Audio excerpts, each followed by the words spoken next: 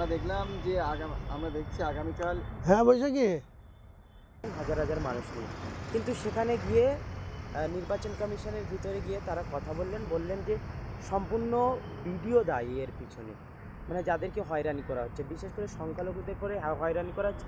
এটা আপনি কি চোখে দেখছেন? আরে ভাই, ভিডিওকে একা দায়ী করে কি হবে? যে এসআইআর এর যে পদ্ধতিতে অ্যামনিশন ফর্মটা ইস্যু করা হয়েছিল, সেই ফর্মের একটা নামের উপরে ডবল ফর্ম ইস্যু হয়েছিল।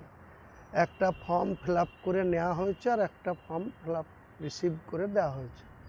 সেই নামের কোনো স্পেলিং যদি আপলোড করতে গিয়ে ভুল করে, তার দায় টোটাল ইলেকশন কমিশনের হয়ে যারা বিএলই, এআরও, ইলেকশনের ওসি বা ইলেকশনের সঙ্গে জড়িত থাকা সমস্ত স্তরের সরকারি আধিকারিকরাই সেই ভুলের জন্য দায়ী, বা তার জন্য আমজনতা ভোটার লিস্টের বারবার আননেসেসারি হয়রানি করবে, নোটিশ ইস্যু করবে, তাদের হাজির হতে বলবে। তাহলে তারা অ্যাপ্লিকেশন ফর্মটা ইস্যু করেছিল কেন? আর তারা সেই ফর্ম সঠিকভাবে না দেখে নিয়ে রিসিভ কপি দিয়েছে কেন? এটা নিয়ে আপনারা এত মাতামাতি করছেন। যারা এসব নিয়ে মাতামাতি করছে, আমি হুমায়ুন কবির মনে করি এটা নিয়ে কোনো চিন্তার কারণ নেই, বা এ নিয়ে এই হিয়ারিং ইস্যুটা নিয়ে খুব একটা বিডিও অফিসকে ঘেরাও করা, রাস্তায় নেমে আন্দোলন করা, কারো টেবিল চেয়ার ভাঙচুর করার কোনো মানে হয় না। আমার একটাই জানা আছে এতদিন ধরে রাজনীতি করতে গিয়ে, সেটা হচ্ছে সঠিকভাবে যারা সঠিক ভোটার, সেই ভোটারদের নাম ইলেকশন কমিশন বাদ দিলে ইলেকশন কমিশনের যে স্তরের লোকরা কাজ করছে, নিজের নিজের এলাকায় যেখানে জেনুইন ভোটারের নাম বাদ যাবে, তারা কিন্তু কেউ ছেড়ে কথা বলবে না। আর আমাদের রাজনৈতিক দলও সেই সমস্ত আধিকারিকদের ছেড়ে কথা বলবো না। তুমি দেখে নাওনি কেন? তুমি অ্যাপ্লিকেশন ফর্ম রিসিভ করে নিয়েছো, তারপরে তুমি কোথায় অ্যাপস লোড করতে গিয়ে ভুল করবা, তার জন্য বাংলার ভোটাররা যারা জেনুইন ভোটার তারা হয়রানি হবে? এটা কোন ইলেকশন কমিশন কোথায় বলেছে? কোথাও বলেনি। 6টার বেশি সন্তান হলে তাকে ডাক করা। ওসবের কোনো গ্রাউন্ডই না, ওসব কোনো গ্রাউন্ডই না। 6টার বেশি সন্তান না 8টা সন্তান, তো অ্যামনিশন ফর্ম ইস্যু করার সময় তাদের দেখেনি কেন? তাহলে তাদেরকে অ্যামনিশন ফর্ম ইস্যু করা হলো কেন?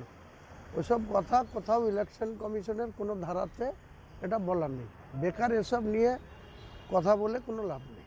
বিহারে এসআইআর হয়েছে, সেখানে হিয়ারিং হয়নি, কিন্তু পশ্চিমবাংলায় হিয়ারিং হচ্ছে। শুভেন্দু অধিকারী আরে ভাই, পশ্চিম বাংলাতে তো সবাই জানে বাংলার রাজনীতিতে মমতা ব্যানার্জির সঙ্গে সেন্ট্রাল বিজেপির এক শ্রেণীর নেতৃত্বদের একটা সখ্যতা আছে এবং তাদের রিলেশন আছে। তার জন্য অনেক সেন্ট্রাল এজেন্সি 4 কদম আগায়, তা আবার 4 কদম পিছায়। এটা তো আমরা বিগত কয়েক বছর ধরে লক্ষ্য করছি। তো এসব নিয়ে কথা বলার কোনো দরকার নেই। এ নিয়ে কোনো চিন্তিত হওয়া বা এ নিয়ে কোনো মানুষের খুব একটা আলোচনা করার দরকার আছে বলে আমি মনে করি। জাতীয় কংগ্রেস জানিয়েছে যে তারা 294টা সিটে লড়বে, কারোর সাথে জোট করবে না। করুক, কে নিষেধ করেছে?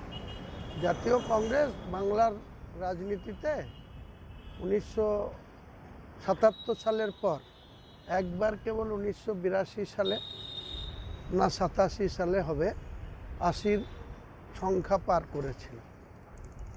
আমার ঠিক মনে নেই, হয় 82 সালে না হলে 1987 সালে 80 সিটের কাছাকাছি ছুঁয়েছিল। তারপরে কখনো 40, কখনো 42, কখনো 44, আর আজকের দিনে 0। আর সিপিএমও 34 বছরের সরকার চালানোর পর আজকের দিনে একসঙ্গে জোট করে 16 এবং 21-এ 0-র খাতায় আছে। তো তারা 294 বাদ দিয়ে তার ডবল সিটে প্রার্থী দেখ না, অসুবিধা কী আছে? কেউ কি নিষেধ করেছে? আইএসএফ সিপিএম জোট ফাইনাল, এবার আপনার জোটটা মানে কবে ঘোষণা করছে? ভাই আমি এসব কথা কিছু বলবো না। আমি তো আগেই বলছি, জোট হলে হবে, না হলে জনতা উন্নয়ন পার্টি, বারবার একই কথা বলার দরকার নাই। আমি দল মানুষের সামনে রেখেছি, আমার দল জোট হলেও লড়বে, জোটবদ্ধভাবে লড়বে, জোট না হলেও 182 সিটে প্রার্থী দেবে। আমি কারো মুখাপেক্ষী হয়ে বা কারোর জন্য আমি এক কথায় সাদাসাদি করে কারোর সঙ্গে রাজনীতি করতে যাব না। আমার হারানোর কিছু নেই, আমার নতুন করে কিছু পাওয়ারও নেই। বাংলার মানুষের কাছে আবেদন করব, বাংলার মানুষের কাছে বক্তব্য রাখব, বাংলার মানুষের কাছে আমাদের ইলেকশনের এজেন্ডা কী, ম্যানিফেস্টো কী বলবো। বাংলার মানুষ সিদ্ধান্ত নেওয়ার মালিক, অত চিন্তা করার কি আছে। ও গেল থাকো।